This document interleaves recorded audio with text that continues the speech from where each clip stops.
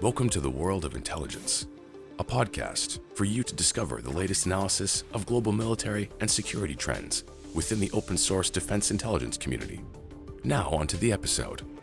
Hello and welcome to Jane's World of Intelligence Live, coming to you from DSEI 2025. I'm Kate Cox, your host for today and the Director of Strategic Programmes in Jane's Analysis Division.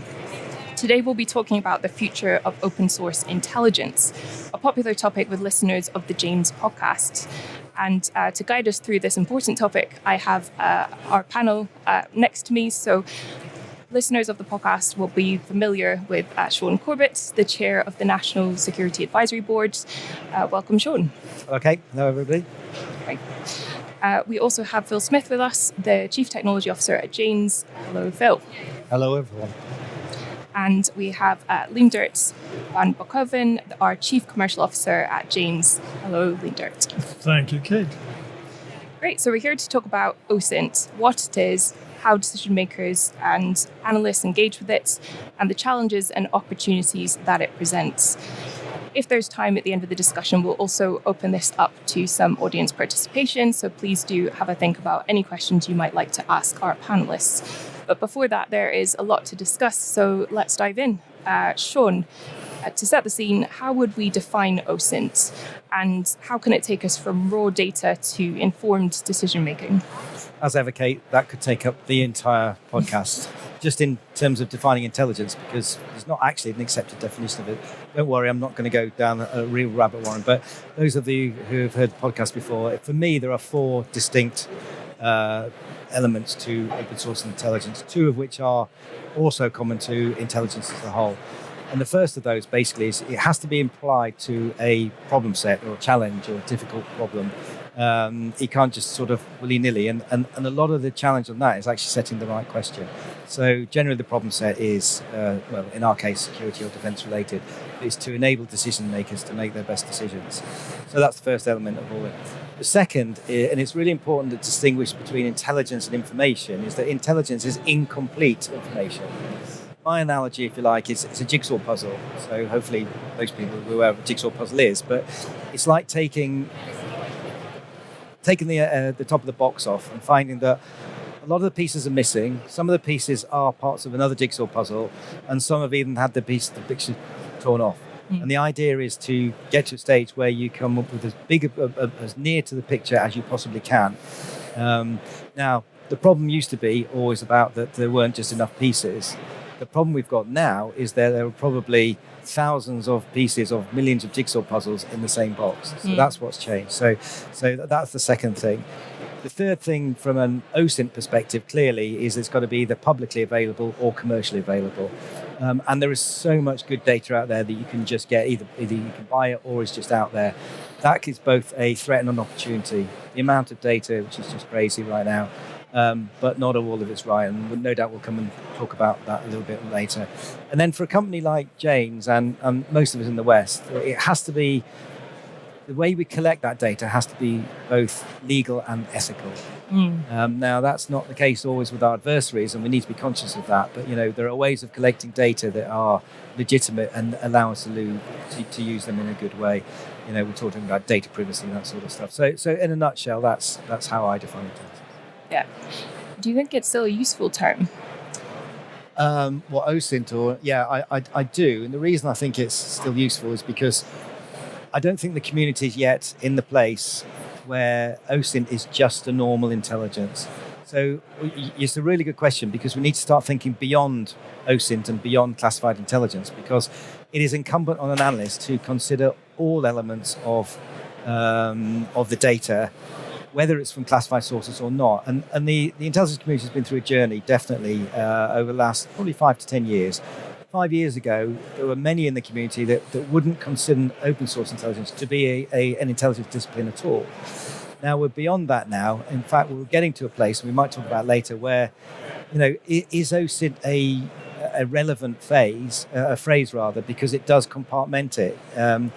Whereas if you look at the sources of OSINT, you can get commercial satellite imagery, you can get, obviously, social media intelligence, as we call it.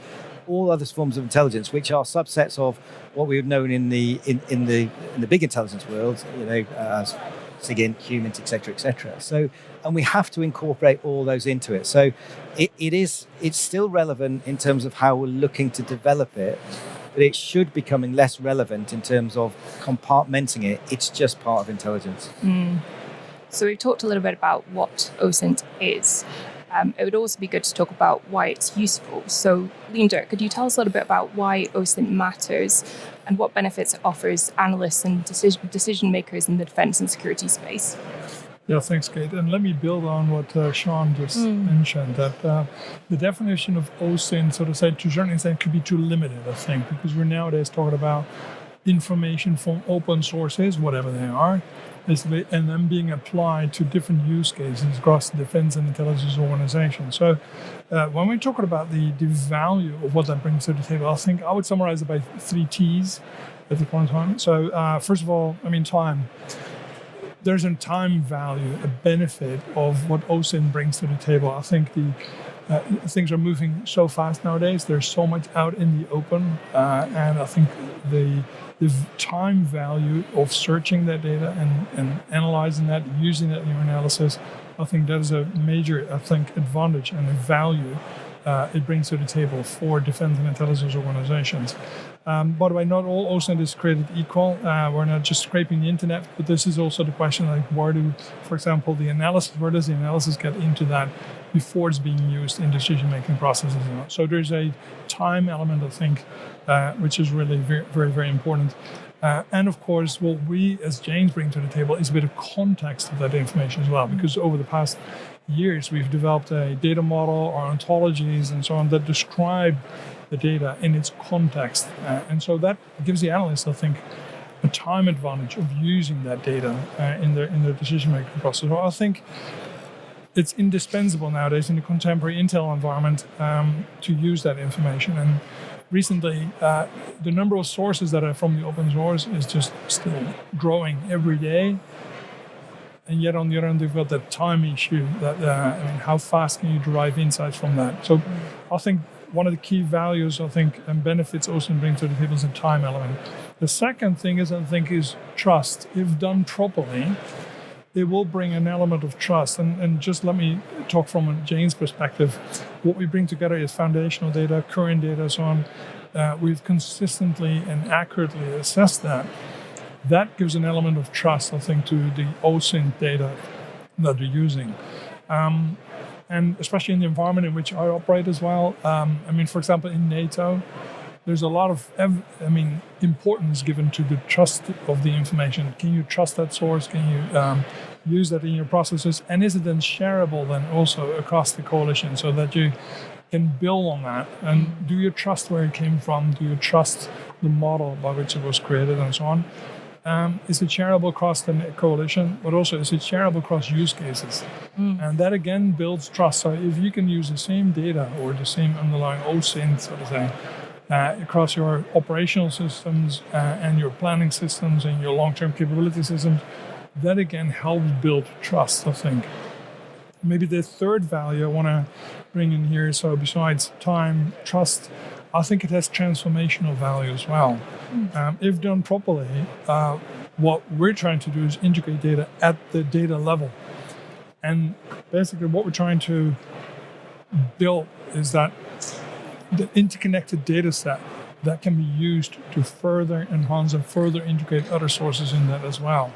And that provides transformational value, I think. We're not just integrating things at the screen, so to say, or at an application level, but we're fundamentally integrating data and we're bringing OSINT together in a trusted environment, in an environment where you can exploit that through integrated means. So I think time, trust, and the transformational value, I think that's what our customers are looking for. That's what defense and intelligence organizations are trying to apply. And if you then, on top of that, would say, I want to apply modern technology to exploit that, like AI, for example, you do need information sets like this. Will you be able to exploit this at scale and relevant in the context in which you want to exploit it? So, if you want to use AI to exploit it, I think datasets, OSINT datasets are crucially important for that. So that's, I think, the value what OSINT brings to the table if done properly. Yeah. Absolutely. Well, a couple of points on technology that I definitely want to come back to you on, Phil. But turning to some of the challenges, thinking about the processing challenge in particular. So I think Leendert, Sean, you both touched on the vast amount of OSINT at our fingertips now, which is both a great resource for researchers, but also presents a huge processing challenge. And some talk about it now as the democratization of information, don't they? So, Sean, how can we navigate some of these OSINT challenges? So firstly, I want to talk about democratization of data, because it's an easy phrase, but it's a really bad one, because not all data is equal. And this does help to answer your question, actually. So how do you get through all those jigsaw pieces to get to the right one? Well, it's down to tradecraft, effectively. It's being able to validate, assure the pieces of information, check your assumptions, and really work through in an objective way, is that data helping me to answer the question? And you can't nowadays, you just cannot do it in the old way. I bet you there are people within the intelligence community still using Excel spreadsheets to manage their data and then come up with the good things. You just simply can't do that now. So you're going to have to, in some way, and I'm sure Phil will come on and talk about this in a minute, in the collection phase, you've got to be able to filter to an extent where you get all of the relevant information, but only the relevant information. That has always been a massive challenge for the intelligence community. There is just simply too much information out there to do it in a manual way. And I think the second thing to say really is the integration of classified and unclassified data, which I've already mentioned a little bit, but it is incumbent upon an analyst to make sure they use all the information. You hear the term, all source analysis.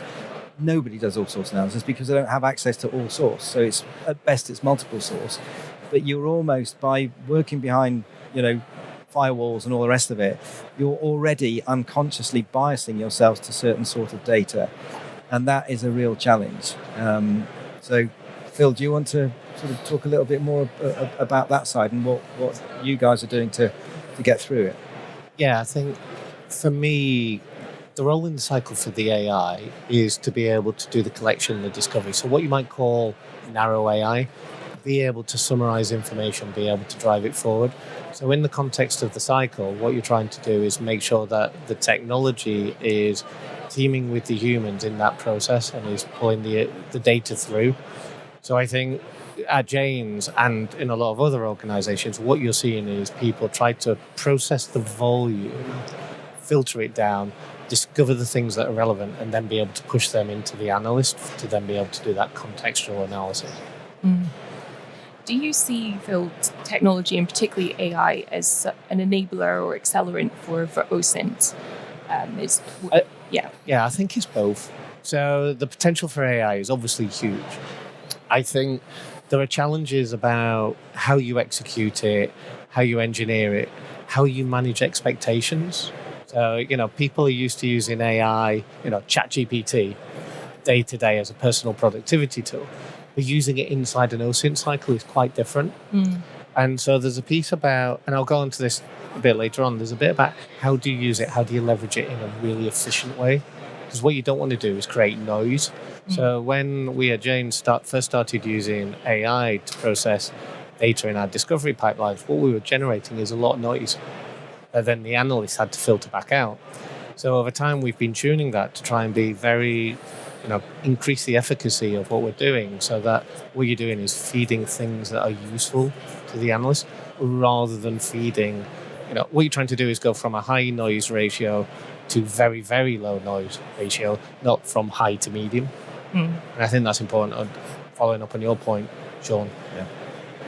Yeah, so you talked a little bit about the human-machine teaming as part of the as part of OSINT. How can we do that most effectively? How does that kind of work the best, really? So for me, I think there's if you think about what AI is really good at, it's good at processing language. It's good at managing high volumes of data. So one of the key things at the moment is we want to use AI inside a process. And so if you think about what's happening in the AI space at the moment, the models are evolving incredibly quickly. What's also happening is that the frameworks, you need a framework to then embed the AI model into a process. Now, the frameworks are very immature at the moment. So what we're seeing is the evolution of frameworks that then allow people to embed the AI into an effective OSINT process in a more maintainable way. And one of the really important things about this is any AI solution you build today, because the models are evolving, because the frameworks are evolving, I can guarantee whatever you build today, you'll be rebuilding in 6 months' time or a year's time or 2 years' time. Well, actually, probably all of them. So one of the interesting things about that is if you don't want to build a thing that's very rapidly going to become obsolete and unmaintainable, what you have to be able to do is engineering things to be modular. So if you look at agentic AI obviously has great potential for OSINT. But actually, you're going to have to build it in a modular way because lots of the bits you're going to be replacing every 3 months. Because otherwise, other people are going to build something. If I was to build a thing in 6 months' time, it'll be better than the thing I would build today. So building things so that they're maintainable, so that they're sustainable, so that they will continue to add value and push the boundary of what's doable is going to be really at the core of anything you do. And I'd just add that I think we need to, particularly in the analyst world, we need to get comfortable with that. We've got to get comfortable with consistent development. We're very good about setting up policies and our tradecraft and all the rest. We go, right, that's it, now it's set. We can't think about it anymore like that. We've got to think about it, right, okay, what's the next thing, what's the next thing, what's the next thing? Just back on the AI and how useful it is right now, just a quick one, is that one thing AI does very well is trend analysis, pattern analysis. So I always go back to the Arab Spring, where had we had AI at that stage that was looking at, say, the global wheat prices, we would probably have predicted the Arab Spring in terms of all the different things that contributed to making it happen in the way that it happened, but all the other inputs as well that were happening around the world. We should have been able to predict it, actually, but that still would have needed the analyst saying, okay, what does this mean? And I think it's going to be a while before, if ever, we get to the stage where the analyst can go, I don't need to do that anymore. Yeah. You've got to have, at some stage, the human has to be in the loop. And a lot of that comes with, everybody thinks they can do OSINT right now by just Googling stuff. It's just not like that. Your analyst is pretty, in-depth, understands the area in which they're in, the context, the so what, the what if. And so if anything, and I don't know if we're going to have time to come on to misinformation, disinformation, but if anything doesn't look right, they will have that background, that knowledge, that experience to go, something is not quite right here. And then that's when you can go in and say, okay, let's have a look at the data, what looks, what's accurate, what isn't. So it's a complex issue. Yeah. So I would say 3 elements. What I'm constantly hearing, so to say, it's about the data itself, the trustworthiness of the data, but the analysts are an essential part of that, and the underlying technology about how do you deliver that, how do you accelerate that cycle. The combination of these 3, the data, the analyst, and technology being brought together, that will give that, I think, the necessary acceleration of the use and adoption of of OSINT in decision making. I totally agree. And also, one of the things that gets overlooked is people talk about the data, but the AI engine needs context as well, which you talked about earlier, Leendert. And to provide context, you don't just need the foundational data. But what you also need is the data schema. And what you need is the data framework that then integrates into the technology framework. So what you see is, you got this thing about vibe coding. I can build a proof of concept for something to do with AI and OSINT in a day, but it'd be wildly inaccurate. It will create me inconsistent results. To build that same thing, but well-engineered, sustainable, will give a high degree of accuracy up into the high 99% and above, that requires the context, it requires structure, it requires all those engineering disciplines that allow you to then create that consistency. Because picking up on the point Sean made, one of the risks is actually, particularly with the next generation of analysts, they will believe the AI at face value at some point. So at some point, you have to be very, very, very close to 100% efficacy. Otherwise, you're going to be generating your own misinformation. And that's only going to get worse because we're now in the early stages of AI models being trained on data generated by other AI. And that's going to create all sorts of odd effects that people don't really truly understand yet. Yeah. So I think, conscious of time, we'll move towards the end of the discussion now, and each pull out a key takeaway to leave our live audience and podcast listeners later on with from the discussion. I mean, from what we've just been discussing now, I think for me, it's the dual importance of people and technology, and also data, as you mentioned just now. So we rightly talk a lot about technology and the promise of AI, but we shouldn't overlook the continued importance of the analyst and the human in the loop as well. So I think, as Sean was saying earlier, technology can help us cut through the noise and identify patterns in a way that would take an analyst a very long time to do manually. But equally, that critical thinking and contextual understanding and judgment is an essential piece of the puzzle which the analyst provides too. So I think the bottom line for me is we need both. Sean, what's your key takeaway? So mine is we need a sense of urgency. You know, the title of this is The Future Intelligence. Well, the future intelligence is now. Well, it was actually 5 years ago, but we can't go back in time. But, you know, the community and writ large, you know, whether that is coalitions, whether that's national governments, are still worrying over, okay, where does OSINT fit? What does it even mean? I mean, there was a US intelligence community strategy, came out last year, 6 pages, took them 2 years to write it. And everyone's going, oh, yeah, excellent, we're done, tick. But who is actually doing it for real in an efficient way? You're still having discussions about, do we need an OSINT agency? Which for me would be absolutely crazy, but you know. So the usual thing with any government organisation is that we need to, particularly in light of what Phil and Leendert were saying, we just need to embrace it and throw it in there, integrate it as much as we possibly can into the normal processes, and bring it to light. And I'm just not sure we've understood the urgency, because you can be sure that our adversaries and potential adversaries out there are doing exactly that. They don't have the same ethical or legal concerns as we've seen overnight. So we've got to get real about this, and we've got to start doing it properly. And the only way to do it properly is true, and of course I would say this, but it is true, you know, government industry partnerships. Absolutely. Phil, what's your takeaway?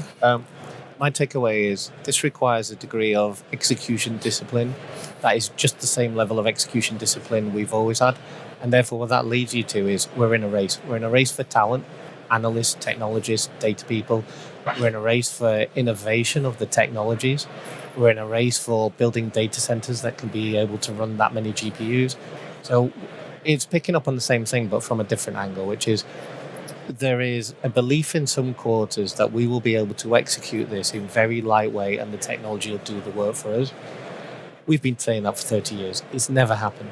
We're in a race for talent. We're in a race for technology innovation. And we have to shrink the cycle time, which we've heard a lot of people talking about here at DSEI over the last couple of days on all the stands. We've got to shrink the cycle, got to go faster. And I think it's about that at its heart. Yeah. And Leendert? Yeah, let me build on that. I wrote down the word accelerating. First of all, so many things are accelerating. The future is now basically, and the number of data sources will be more, and there will be, and the pace of that will be accelerated. For me, the big question is, how do we connect that to decision making? How do we ultimately make sure there is a connection between the data based on which we make our decisions? So, decision advantage that everybody's looking for. I think the holy grail is still like, how do we do that? And there will be an interplay between humans, data, and technology that will actually enable us to make better and faster decisions. So I think for me, it's all about making better decisions at strategic, operational, tactical levels. And what can open source intelligence contribute to that and not hinder, so to say, an accelerating pace of decision making. So that's, I would say, that for me, the main takeaway. Thank you. And I'm sure that would be a great springboard for another 30-minute discussion. But I'd like to open this up now to any audience questions that there might be. So please just raise your hands if you have a question for our panelists. Don't be shy. All right, we have one question over here.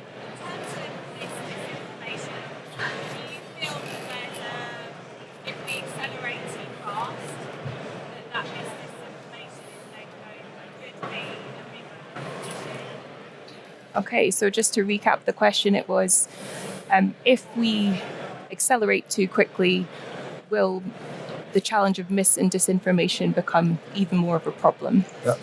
That's a great question, and as you know, it's one of my real bugbears is that disinformation. We have done several podcasts on it. From my perspective, regardless of what's happening in the world, the greatest threat to Western civilization is disinformation. And the reason I say that is because there is so much out there, you can choose to believe what it is you want to believe. And the filter bubbles and echo chambers, all those things that we come around. We get fed stuff that we want to see. That is a real threat, because with all the data out there, as I said, talked about the democratization of data, not all data is the same, and a lot of it is not true. So how do we get through that? Well, it's a real challenge. So it's got to be a combination of AI, but how do we know that the AI is actually telling us the truth? I mean, if you go on ChatGPT, probably your first source will be probably Wikipedia. Just saying. But equally, it's back to that analytical piece. So it's a very, very big question, and one that I think we're still struggling with. Yes, you can have counter AI, but some of the deep fakes, particularly on the video and the imagery side now, are so good that even the counter AI cannot identify it. You extrapolate that to the future, and that's quite a scary place to be. From a technology angle, the thing I would say is, because the thing was about acceleration, as we accelerate, one of the things we're going to have to be able to do, and I didn't touch on this before, is create feedback loops. So if we're going to use AI extensively, we have to create feedback loops into the AI. And this is one of the things that we're not very good at yet with the technology. So we want to create learning systems that can learn to spot disinformation and misinformation, false positives, false negatives coming out of the AI answers. If we don't do that over time, one would imagine that the quality of the information we get back from these systems will degrade. So I think a really, really important part of this whole cycle is, how do you create learning systems that continue to evolve? And then that's got to be part of your foundational capability, because otherwise your cycles will spin too quick for you to be able to keep up with. Great. All right. Well, foundational capability, that's a great segue into tomorrow's discussion. We're going to be talking about the importance of foundational intelligence at 1:30 p.m. So if you're around tomorrow, please do come and join us for that. But that brings us to the end of today's panel. So a big thank you to our panelists. Thank you to our audience live here at DSEI today for joining us. And thank you, as always, to the podcast listeners catching up on this later. Thank you and goodbye.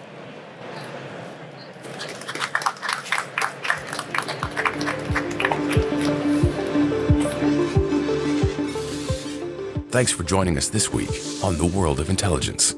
Make sure to visit our website, janes.com/podcast, where you can subscribe to the show on Apple Podcasts, Spotify, or Google Podcasts, so you'll never miss an episode.